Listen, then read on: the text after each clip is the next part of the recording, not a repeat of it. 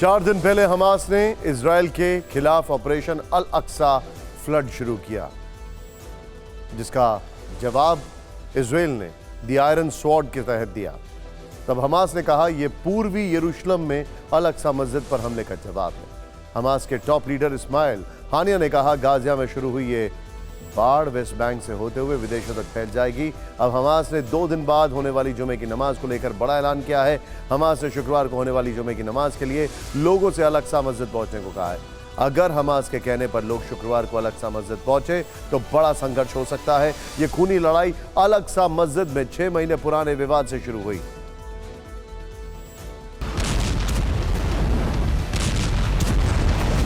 यरूशलेम की जिस अल अक्सा मस्जिद का नाम लेकर हमास ने इजराइल पर खौफनाक हमले किए, जिसका जिक्र हमास के नेता बार बार कर रहे हैं, वो घटना इसी साल अप्रैल की है।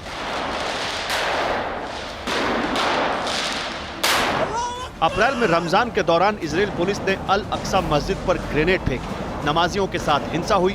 अल अक्सा मस्जिद में हुई इस घटना का बदला लेने के लिए हमास ने ऑपरेशन अल अक्सा फ्लड का प्लान तैयार किया और फिर ऑपरेशन अल अक्सा फ्लड के तहत 7 अक्टूबर को 20 मिनट के अंदर 5000 रॉकेट इजराइल पर दागे गए। इस हमले ने हर इजरायली को हिला दिया।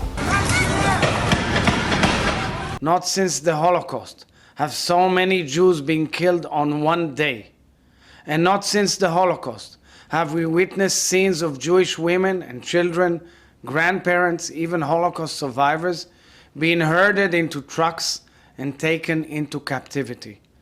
Hamas has imported, adopted and replicated the savagery of ISIS. Israel को मिले गहरे जख्म के पीछे अल अक्सा से जुड़ा वो विवाद है जिसकी जड़ें बहुत गहरी हैं। अल अक्सा मस्जिद को लेकर इजराइल और मुस्लिम देशों की लड़ाई 200 साल से भी ज्यादा पुरानी है।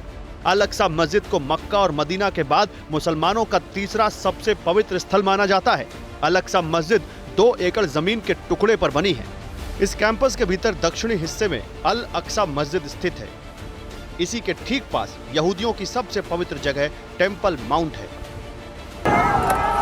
इसी अल अक्सा मस्जिद को लेकर यहूदियों और मुसलमानों में काफी खून बह चुका है। 2021 में 11 दिनों तक खूनी संघर्ष हुआ, जिसमें कई लोगों की जान चली गई थी।